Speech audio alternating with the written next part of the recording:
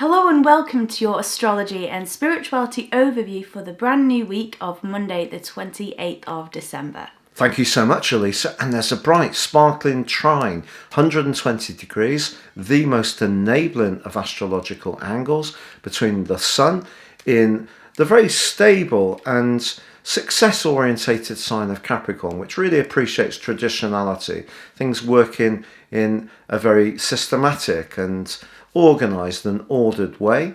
But in a very counterintuitive way, the Sun's linking with Uranus, which is very much about changing things up, taking a fresh approach to situations.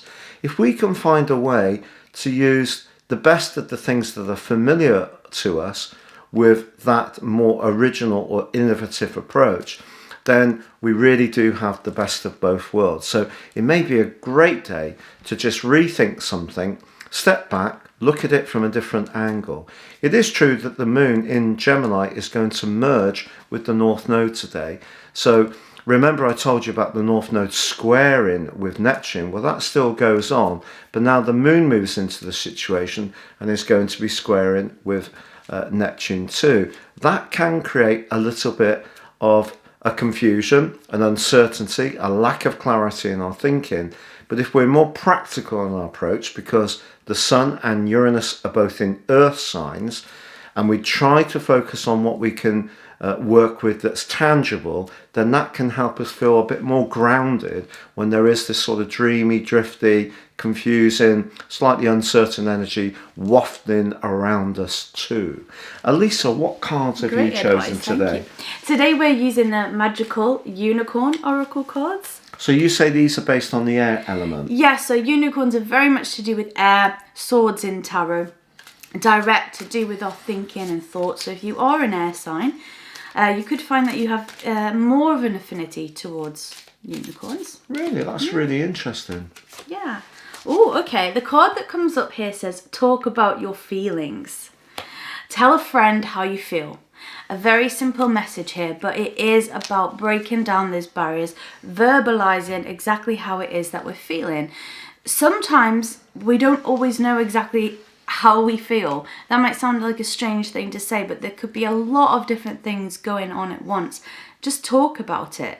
It is that age-old saying that has now become a bit cliche, which is a problem shared is a problem halved. But it really is, because we're taking that thing that has been a bit of a weight around us and saying to someone, could you help me look at this? Do you think some people feel almost like they don't want to burden people with their issues? Oh yeah, I think that's definitely. Or some people have no consciousness of boundaries. And they don't stop. I mean, some people literally just write to me constantly in phases. With one person wrote me 30,000 words on Facebook in about 4 months.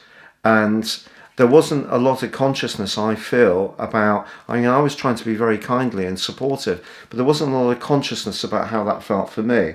So I think you can get this in a very polarized way. Some people don't like to burden people. Some people have no awareness of burdening people with their stuff. So it's like finding a balance. Finding that balance, yeah, because, it isn't about dumping our stuff on other people, because actually what happens with that is if the other person allows that and encourages that, it is actually disempowering for the person who was leaking all of that information, because they're not having that groundedness within themselves. The moon in Gemini can also be very much about what you're talking about, because I have a very, very two close friends, very close friends with the moon in Gemini, because that trines up with my moon in Aquarius. So it's the communication thing. We love to chat. But the moon in Aquarius is, like Elisa said, quite mental. It's not necessarily about linking to our emotions. And I think we all do this thing that people say, how are you? We say, oh, we're absolutely fine. But we might have like a throbbing headache. And that's a very British thing, I think. But combining our communication with our soul, with our deeper emotions, can sometimes be a challenge. And then finding the right balance between not wanting to burden people, but at the same time being honest about who we really are and how we really feel. Yeah, and also finding the right people to share that information with. Very true. Because, there is a word of caution with this.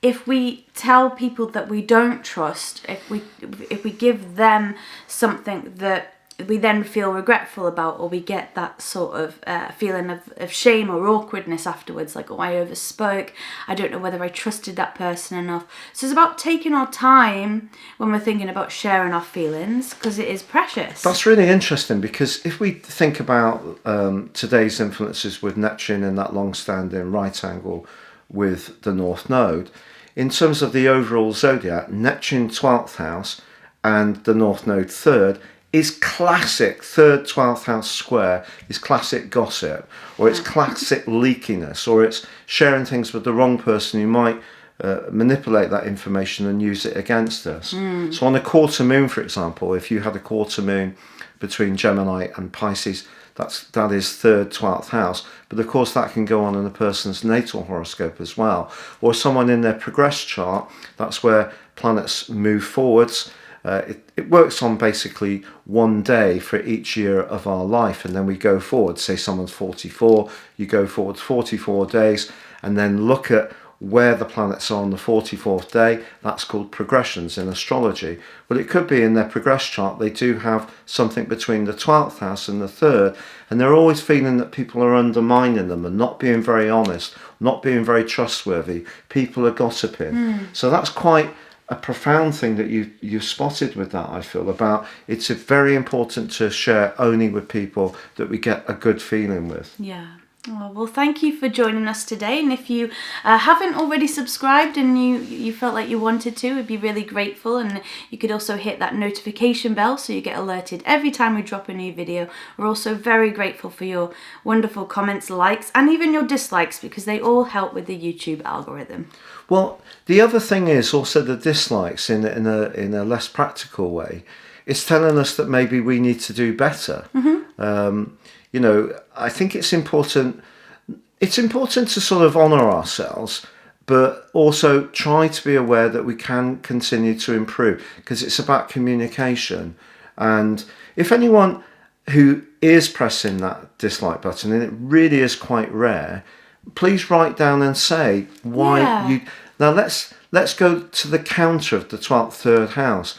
Don't secretly oppose what it is about the show you don't like. Tell us. Yeah. It's like we had, as you long-standing viewers of this show might know, was that we had a poison pen letter, and we're pretty sure it is actually from someone in the street that we live in, and we've pretty well worked out who it is.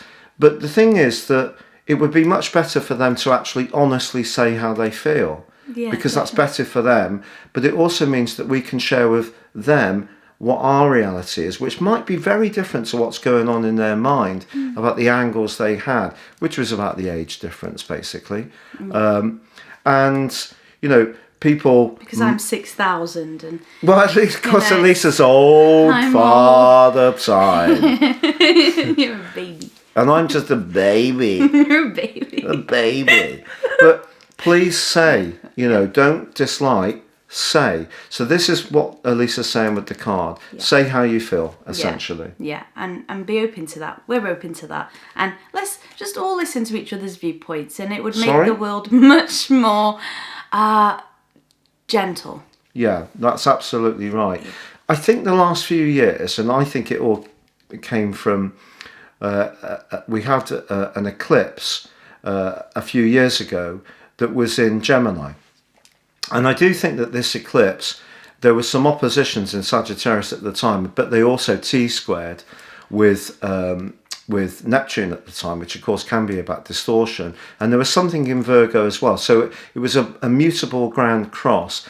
And that's when the fake news really seemed to sort of gain traction. It was about 4 years ago. And so, yeah. The other thing to say is that if you would like to know what year 2021 would hold for you from a personal viewpoint, based on the astrology, and you want to get something that's affordable, please check out the year 2021 personal horoscope and character analysis combination special offer, which is linked underneath, because, you know, this will give you the moving transits that you can keep referring to throughout the year and can be very helpful to you. But for now, from the A team, it is goodbye from him. And it's goodbye from me. Goodbye. Goodbye.